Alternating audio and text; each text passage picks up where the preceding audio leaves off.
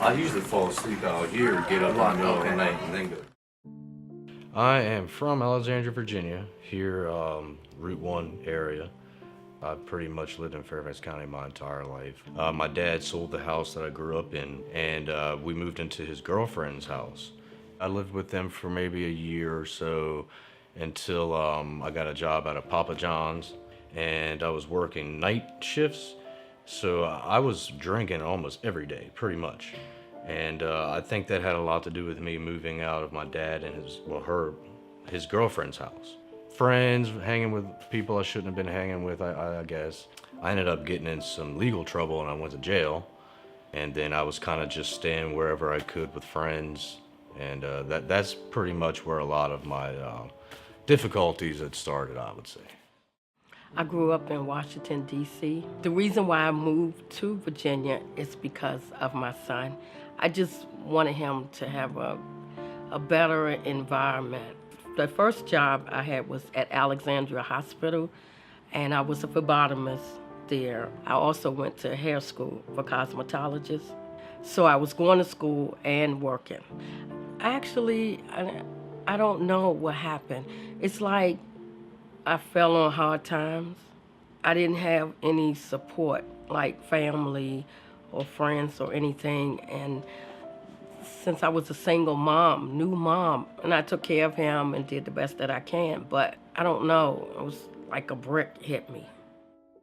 My mom, my father, he was an alcoholic, but my mom did most of the raising. Did the regular kid stuff, grew up, went to high school, didn't ever make it through. I basically just wanted to be, doing what most teenagers are doing. The beginning, it was rough because, like I said, I got into a lot of the street life. So I ended up getting caught up in the law, going to jail. I didn't have anything, so all I had to do was just try to make a life. Desperation, just being tired of not having stable housing, not having stable employment, pretty much looking for a place to stay became my full-time job. I lived in my car with my son for 4 months. The only thing that I stayed focused on was my son. I know I have to keep him safe. I wanted my son to be with me. I was frequently in and out of detox. I think I was just really sick and tired of not having stable housing with nowhere to go on a daily basis. I wasn't thinking clearly because I was drinking practically every day to kind of drown, everything. I started to feel very depressed. I went to shelters, they were all full. So I'm continuing to work, and then when I get off from work, try to figure out where I'm going to sleep. And then my son started acting out, being disrespectful to me, just blaming me. Then he ran away, and I slept in my vehicle without my son this time because I didn't know where he was. He kept running off, and so I just couldn't do it anymore. And then I really got tired. I mean, literally, mentally tired. I'm constantly had to keep figuring out where am I supposed to park, go to sleep, where, just constantly going to work, just constantly. So I did that for 2 months while I was waiting for New Hope Housing. I heard about New Hope Housing by social service. I came in and everybody just treated you like you were human. I mean, they didn't look down on me, they didn't know me, but they knew I was homeless, but they didn't treat me as if I was some dirty or diseased person. They treated me like a human. We welcome the unwelcome. People who have not been successful, sort of given up on the system and being able to change their lives. Those are the people we really would like to see and try to help. So it could be help with employment, help with looking for a home and submitting an application. It can be all sorts of things. Ms. Young, she is remarkable. Then all of a sudden she said, "No, I know a place that'll take you." I said, "You do?" She said, "Come on, get in the van, let's go see." I'm in the van with her coming over to here, Southern Towels.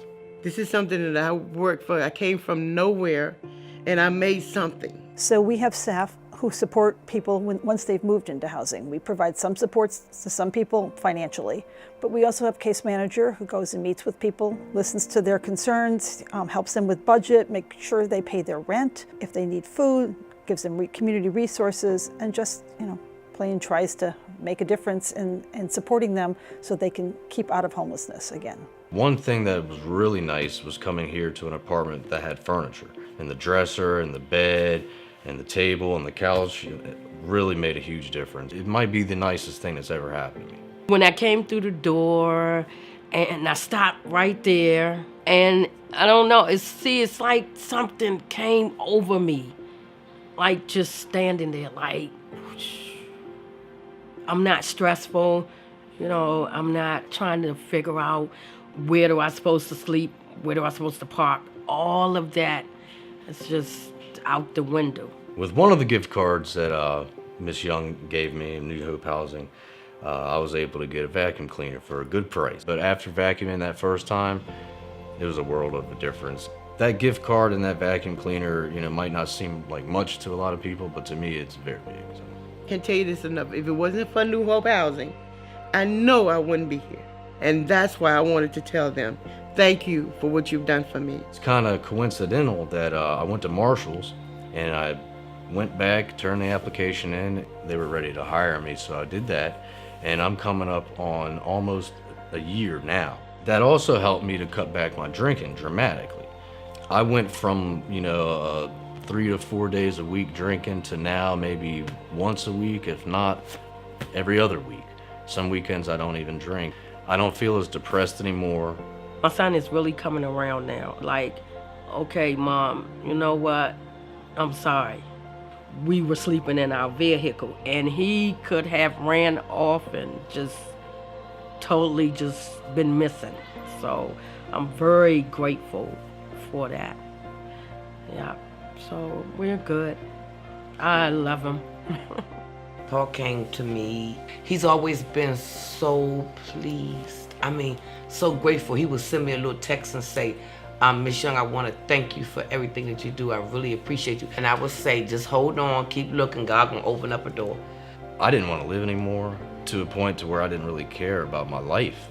And having a home base, so to speak, gave me a chance to find a job, get back to work, and that really changed my life. And I just want to thank you all very kindly for everything.